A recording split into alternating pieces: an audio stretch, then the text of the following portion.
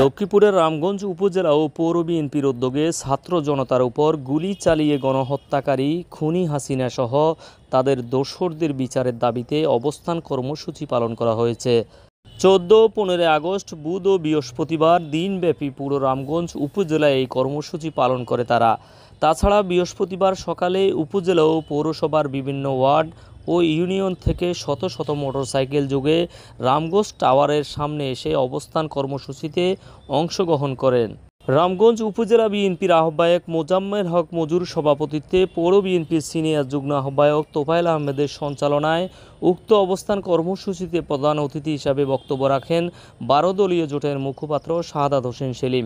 বিশেষ অতিথি হিসাবে বক্তব্য রাখেন কেন্দ্রীয় যুবদলের সাবেক সহসভাপতি ইমাম হোসেন, কেন্দ্রীয় স্বেচ্ছাসেবক দলের সিনিয়র সহসভাপতি ইয়াসিন আলী, উপজেলা বিএনপির সিনিয়র যুগ্ম আহ্বায়ক মনোয়ার হোসেন, রামগঞ্জ সরকারি কলেজের সাবেক বিপি শাহ আলম, লিয়াকতুল্লাহ, রামগঞ্জ উপজেলা বিএনপির সদস্য সচিব মাহবুবুর রহমান বিপি বাহার, পৌর বিএনপির আহ্বায়ক শেখ কামরুজ্জামান, সদস্য সচিব অ্যাডভোকেট তোফাজ্জল হোসেন বাচ্চু, উপজেলা বিএনপির যুগ্ম আহ্বায়ক নজরুল ইসলাম পিন্টু।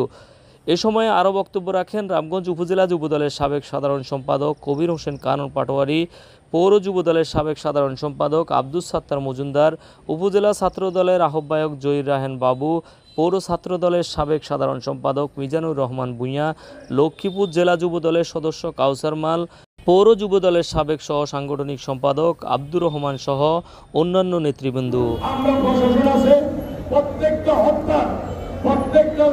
আমাদের নেতাকে নির্যাতনে আমরা বিচার করতে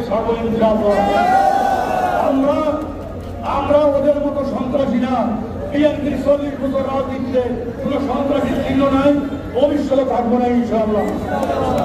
মানুষ আমাদেরকে অত্রভাবে মানে দিঘায় হাজার হাজার জন লক্ষ কোটি লোক আসবেন আমাদের আহ্বানে। আজকে আমাদের ছাত্র ভাইরা দেশ স্বাধীন করে দিয়ে গেছে, এই স্বাধীনতা অক্ষুণ্ণ রক্ষার দায়িত্ব আমাদের। আপনাদের প্রতি আমার অনুরোধ, এই মুহূর্তে এই এখন থেকে দেখবেন আমাদের আশেপাশে বহুত বিএনপির নেতা চলে আসবে। এরা কিন্তু কোনোদিন এদেরকে আপনারা পান নাই। তাই আমি 5 তারিখের পরে 6 তারিখে শাহ আলম, দৈনিক নবযুগের কণ্ঠ, রামগঞ্জ।